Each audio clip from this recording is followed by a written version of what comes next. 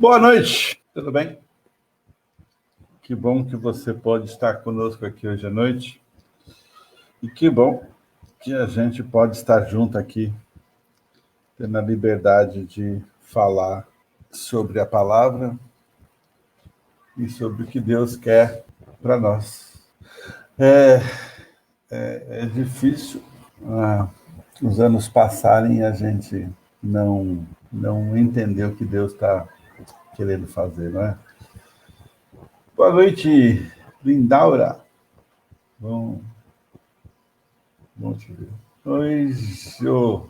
Bom, você pode estar participando conosco aqui hoje à noite. Mary, parceira, companheira de todas as horas, que bom ter você aqui conosco hoje à noite.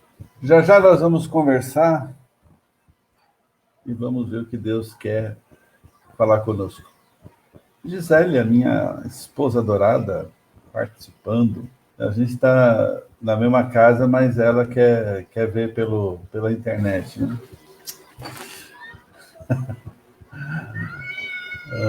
Faz sentido, né? Aninha, que bom estar com você hoje à noite. Deus te abençoe, a sua família, te dê sabedoria e graça.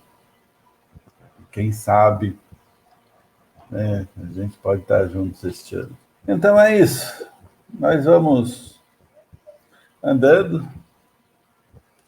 E lembra, se você já entrou, já está por aqui com a gente, vai lá no seu Face e compartilha. Vou fazer isso agora, eu estou com o meu aqui aberto.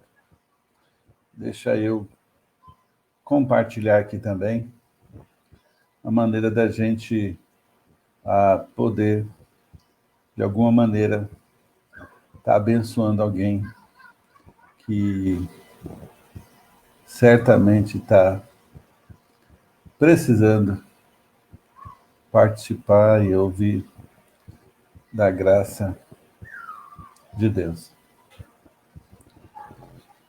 Já já a gente vai começar dentro de alguns minutos.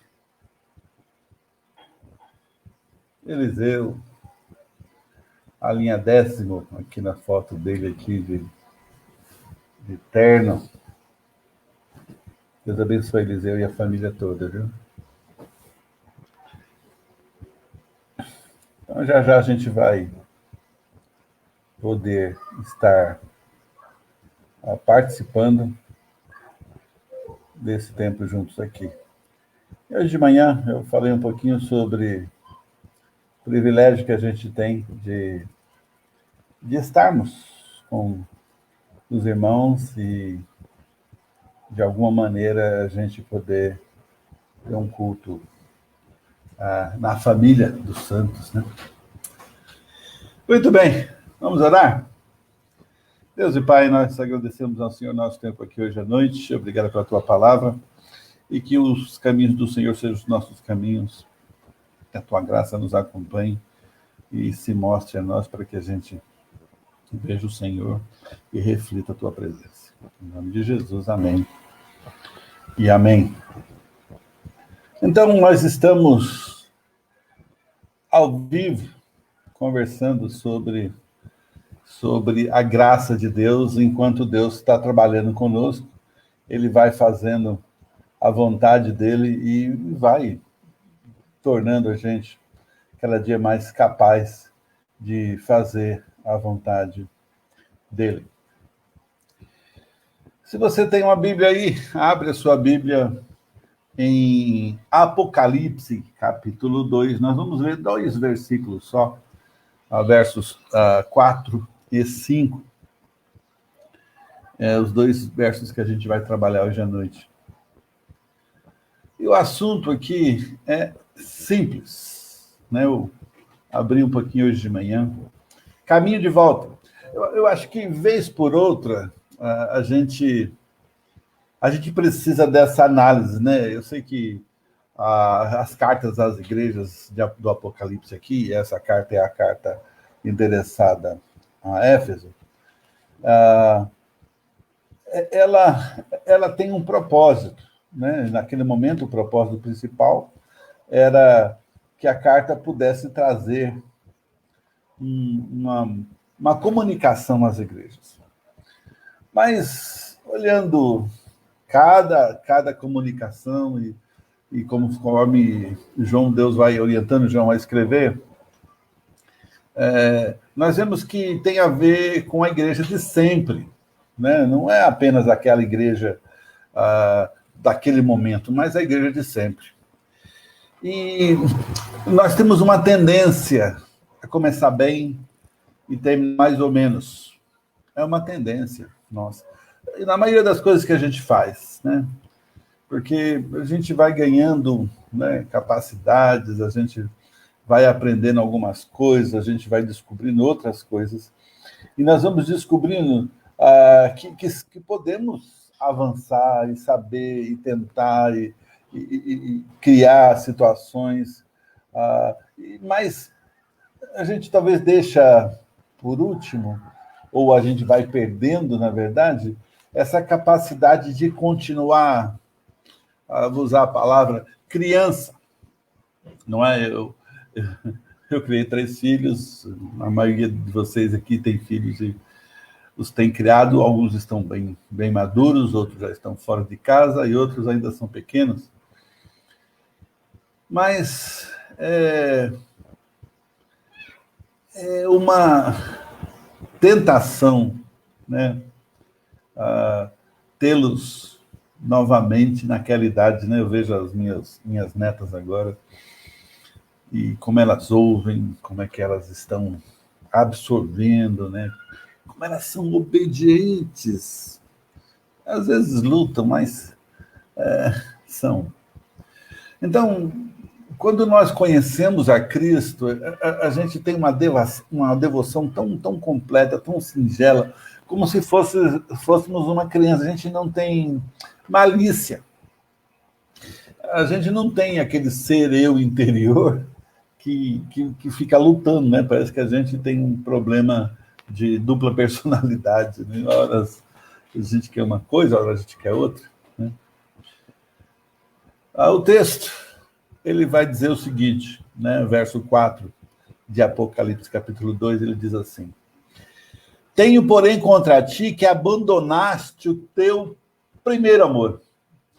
E aqui o texto ele quer dizer não apenas aquele momento inicial, mas tudo que foi em decorrência desse momento do conhecimento simples.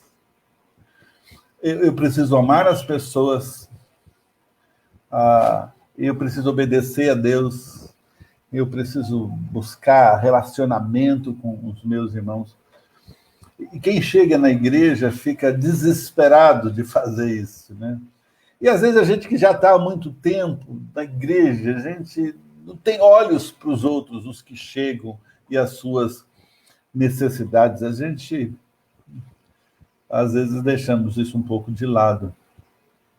Então, o caminho de volta é o caminho de uma restauração ao estado original. Por exemplo, eu estou nesse computador, eu tenho, né, um software aqui que faz ele funcionar.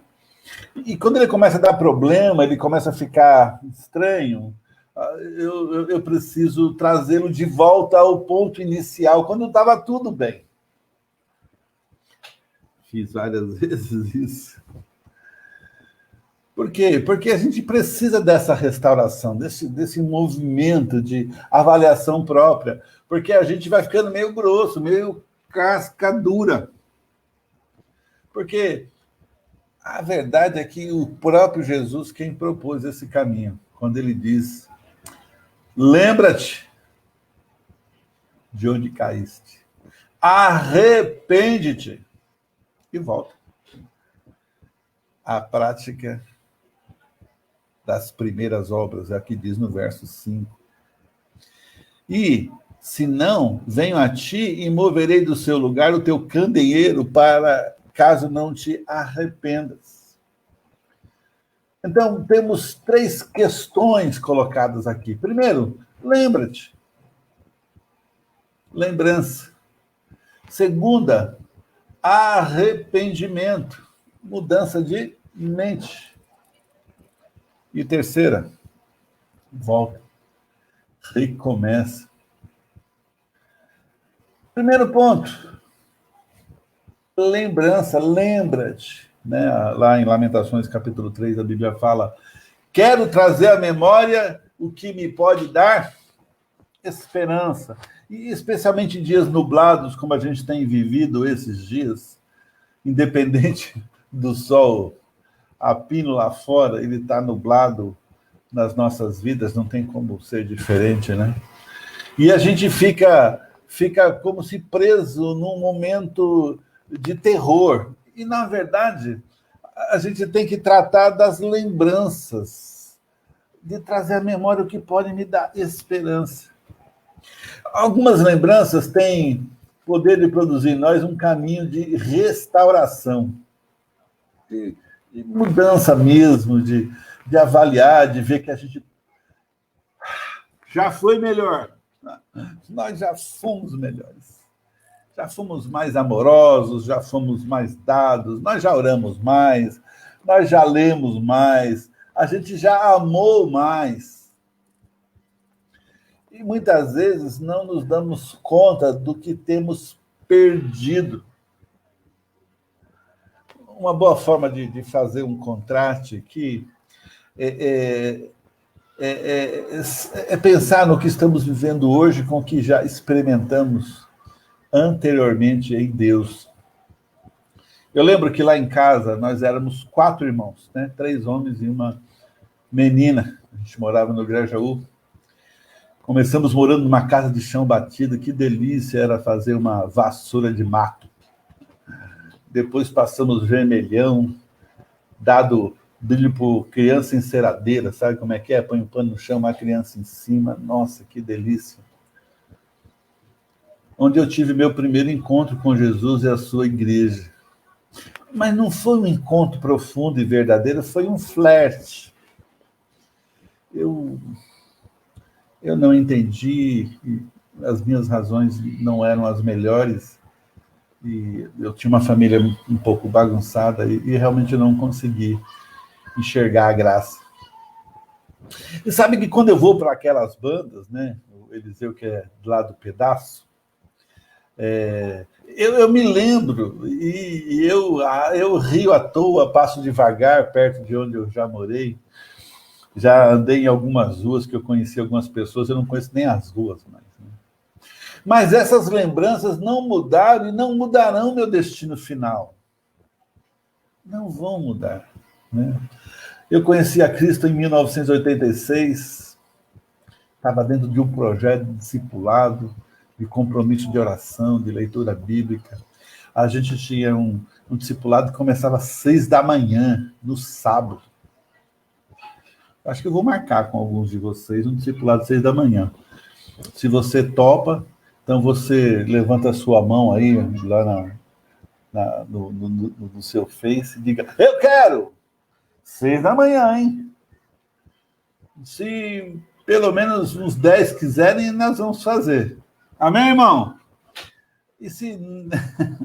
é meio pegadinha isso, né? Mas eu estou falando de mim, né? De como é que Deus trabalhou comigo. Isso me traz um certo ardor de mudança. Né? Então, o primeiro passo para você que conheceu a Cristo é lembrar como é que foi a sua história. Né? E eu tenho certeza, eu já ouvi de alguns de vocês, né, que estavam em lugares diferentes, até em estados diferentes, cidades diferentes, e alguns de vocês já me contaram como é que foi aqueles primeiros passos na fé. Né?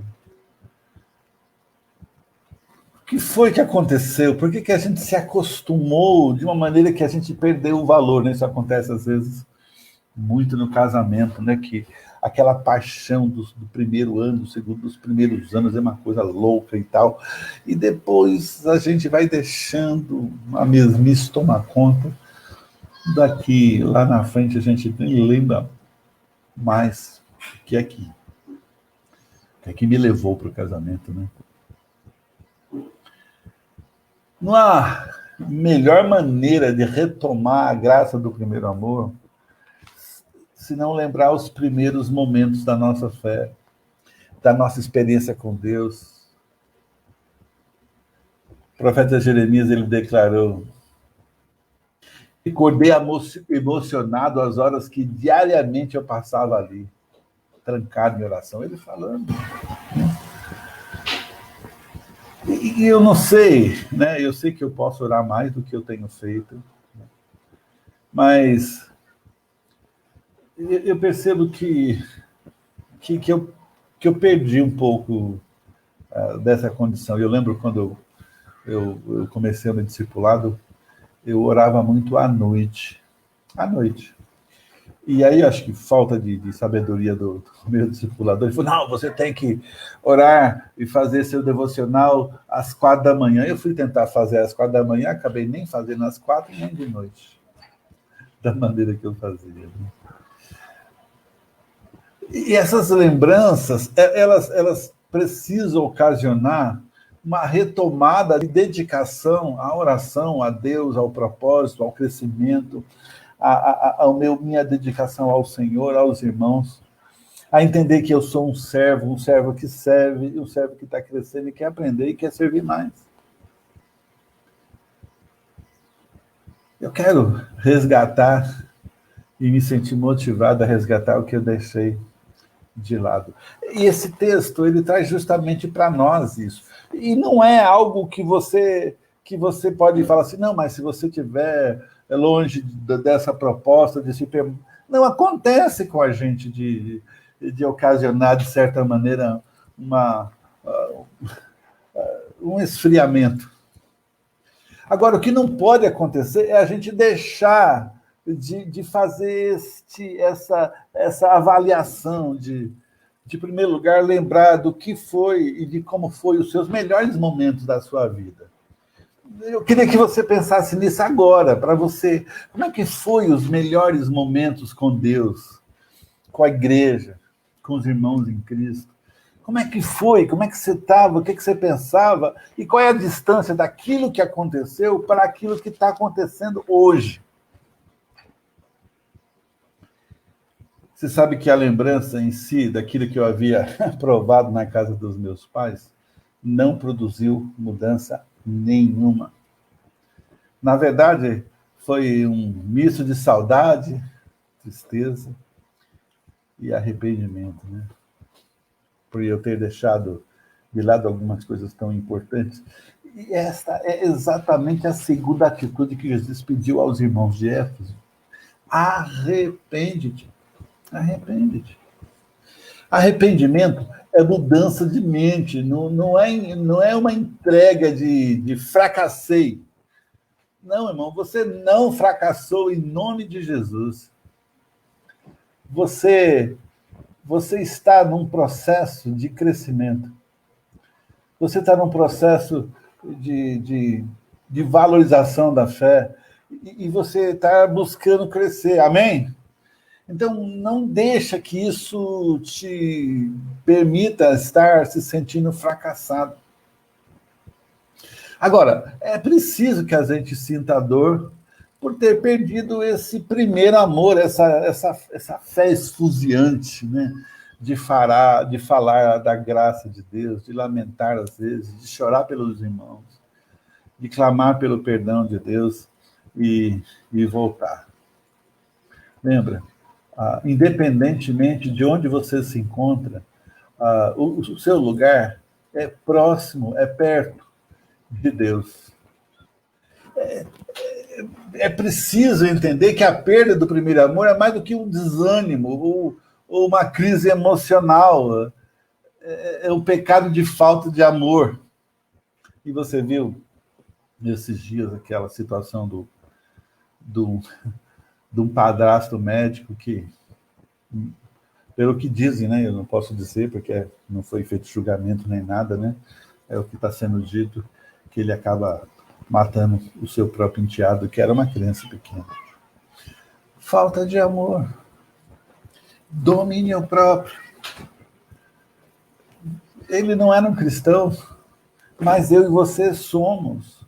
Ah, pastor, eu jamais faria uma coisa como essa. Aleluia, glória a Deus, amém.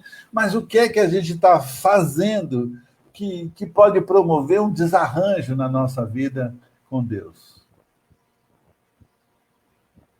E a gente precisa se posicionar, se arrepender diante de Deus e tentar mudar. Tentar mudar, alguns me corrigiram. Não, tem que mudar. Eu digo tentar mudar, porque se você não conseguir na primeira, vai na segunda, vai na terceira. Né? O que você não pode deixar é de ouvir o Espírito Santo falando com você o que é que pode estar errado.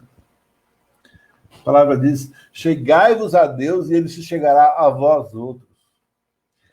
Praticai as mãos, purificai as mãos, pecadores, e vós que sois de ânimo dobre, né? Aquele sujeito para lá e para cá, meio que tem dupla personalidade, limpai o coração, afligi-vos, lamentai e chorai, converta-se o vosso riso em pranto e a vossa alegria em tristeza. Humilhai-vos na presença do Senhor e ele vos exaltará. Tiago, capítulo 4. O fato de nós nos humilharmos, o que é humilhar? É dizer, Deus, não estou conseguindo. Deus, eu preciso mudar isso. Não queira mudar tudo de uma vez, que nada vai acontecer. Procure a primeira coisa que precisa ser mudada e trabalhe nela. Trabalhe nela. Porque Deus quer te restaurar. Ele não vai restaurar você por completo de uma vez. Agora, se Deus quiser, ele faz o que ele quiser, não é verdade? Mas a maneira de Deus trabalhar na sua vida, por quê? Porque tem que ser algo sustentável.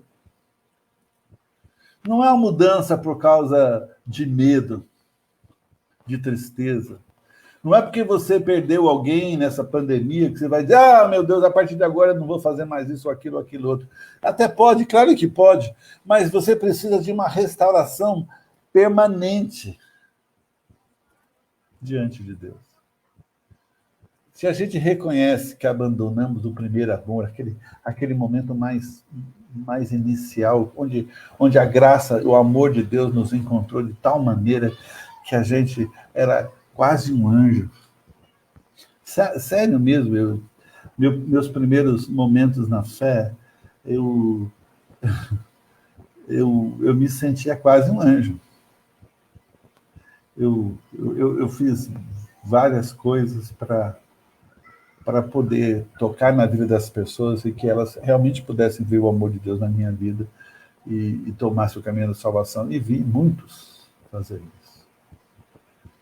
Então temos que separar um tempo para orar, para chorar, para pedir perdão e para buscarmos essa renovação transformadora. Eu também sei que chorar pelo passado, recordar o passado, não é a cura em si, mas é um passo nessa direção. Lembrar, entender, são os primeiros passos para as mudanças que Deus quer na minha vida e na sua vida. Digamos assim, é um estágio de preparação. É por isso que o conselho de Deus nessa carta a Éfeso tem um terceiro passo prático. Ele diz, volta à prática. Então, aquilo que ficou para trás, aquilo que estava sendo distante, aquilo que não era mais o principal, aquilo que estava que me motivava e que não está me motivando mais, volta à prática das primeiras obras. Não basta reviver as lembranças e chorarmos. Voltamos à prática. Temos de voltar a fazer o que nós abandonamos, perdemos, por qualquer motivo, não é? Por vermos que o ser humano é duro e às vezes ele não te dá moral, ele não te dá a alegria de ver Deus agindo através dele. através do Senhor na vida dele. Então, o terceiro passo é recomeço. É necessário recomeço. Retornar ao que fazíamos no início da caminhada da fé. Porque Deus quer que a nossa vida mude. Porque Deus quer que eu sinta essa diferença. E você pode, e eu posso. Porque se eu não fizer isso, qual é a base da minha fé hoje? Se eu não fizer esse esforço de tentar entender, e não importa quantos anos você se converteu, se 5, se 10, se 40, ou se foi há 2 meses atrás, você vai estar no mesmo processo que muitos de nós estão. Essas primeiras obras a que Cristo se refere não são o primeiro amor em si, mas estão atreladas a ele. É aquela forma de expressar e de alimentar o nosso primeiro amor, de ver a graça de Deus, a mão de Deus, de orar pelos irmãos. Você tem orado pelos irmãos? Eu sei se você tem alguém que teve essa Covid na vida, próximo a você, eu tenho certeza que você ora. Se você não teve, não sei. Essa primeira obra tem a ver como é que a gente busca o Senhor, como é que a gente buscava o Senhor antes, e também com a maneira como nós o servíamos, desinteressadamente, com aquela capacidade que só um novo cristão pode ter. Eu lembro de uma das vezes que o irmão tinha acabado de crer em Jesus, e estava aquele momento tudo lá no alto, né? E alguém falou para ele, eu já sei o que é isso, já passa. Eu falei, meu Deus do céu, irmão, não faça isso. Porque nós somos diferentes, pode ser que para aquele irmão seja uma realidade que vai ser permanente desde o início. Não sei. Mas como foi que a gente abraçou? Quanto custou tudo isso? Jesus não protestou porque os efésios não o amavam mais, e sim porque já não o amavam como anteriormente. Percebe? Não é como alguém que fala, você não me ama mais, mas não, é como você deixou de me amar como amava. Eu sei que alguns casais olham para a vida e precisam dessa reflexão também. Precisamos mais do que o reconhecimento da nossa perda, precisamos voltar a agir como no início da nossa caminhada com Cristo. A volta para casa, de volta para o caminho, sem perder a referência, os valores, e estar sempre debaixo da vontade de Deus. Resgatar o nosso amor ao Senhor e dar-lhe nada menos que o nosso amor total. Irmão, você sempre vai ter tudo de Deus, 100% de Deus. Mas quanto Deus tem de você? Quanto Ele tem de nós, de mim, da nossa igreja? O quanto você percebe, pastor, é o seguinte, eu percebo que os irmãos não são tão alegres e comunicativos. Então, seja você e nos desperte. Amém, irmão? Porque é muito fácil jogar a responsabilidade sobre os outros, que nem sempre é respondida na mesma condição. Então, se você sente isso, faça. Mas não faça esperando retorno, não faça porque Deus quer que você faça, porque Deus falou com você hoje e você decidiu mudar. E se houver o menor sinal de deteriorização do seu amor para com o Senhor, inicie imediatamente o caminho de volta.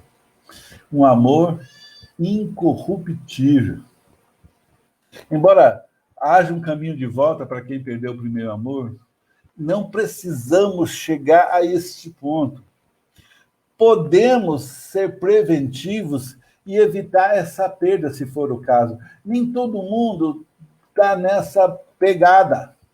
Nós precisamos entender isso, mas se você está um pouquinho, por menor que seja, reative, volta para aquele primeiro amor, aquele primeiro momento, o seu melhor momento da sua vida que você experimentou diante de Deus. Sem medo. Lembra, igreja é corpo. Jesus veio preparar e espera a noiva ficar pronta para que ele possa vir buscar a noiva. E quem é a noiva? Não sou eu, não é você, é a igreja, é o ser coletivo que ele criou para que a gente não sentisse falta.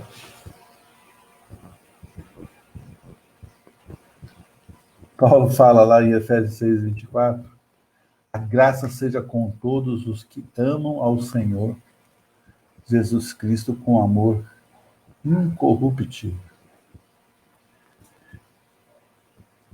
Que amor fantástico. Que amor gracioso. Não é qualquer graça que a gente vai usufruir, senão aquela que é a graça de Deus e um amor incorruptível de Cristo.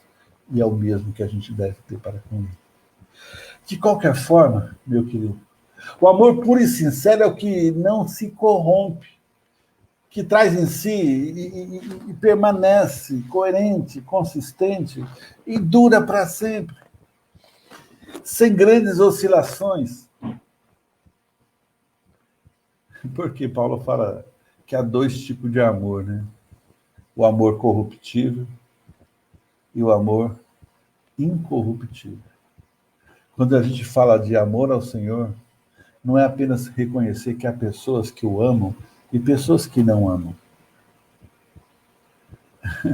Porque seria fácil, né? Até mesmo dentre os que professam amar o Senhor Jesus, há os que amam com amor incorruptível e os que têm permitido que o seu amor por ele se corrompa. É por isso que ele faz esse clamor, ele grita: você abandonou o seu primeiro amor. Lembra-te, pois, de onde caíste. E esse é o grande desafio para nós hoje à noite. É que ao terminar aqui, você faça uma análise dessa sua condição. De como é que isso pode estar me movimentando.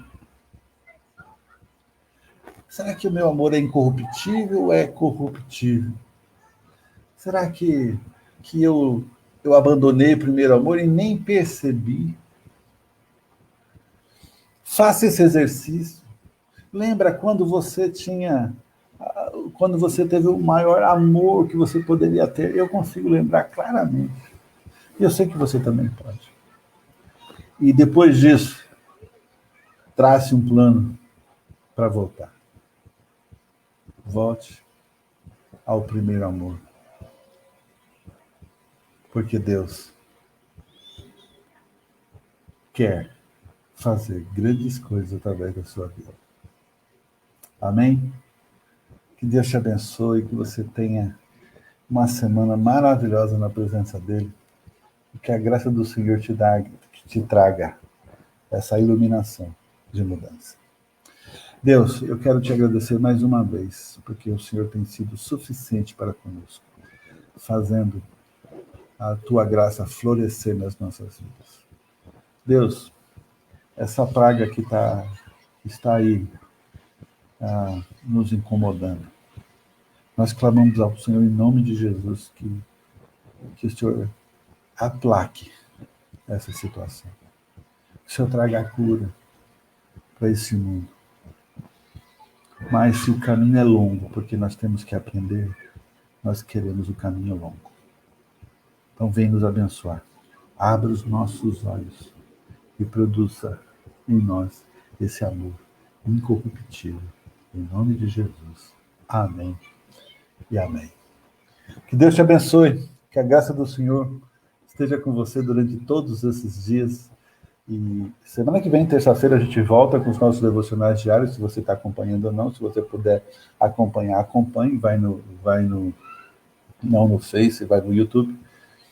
E eu gostaria muito de poder conversar com todos nesse período também. Quarta-feira temos culto de oração às 20 horas. Se você pode participar, você vai receber lá no nosso Zap da igreja, o nosso link. Apareça, né?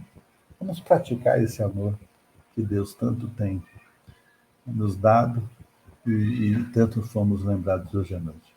Tá bom? Deus te abençoe e até.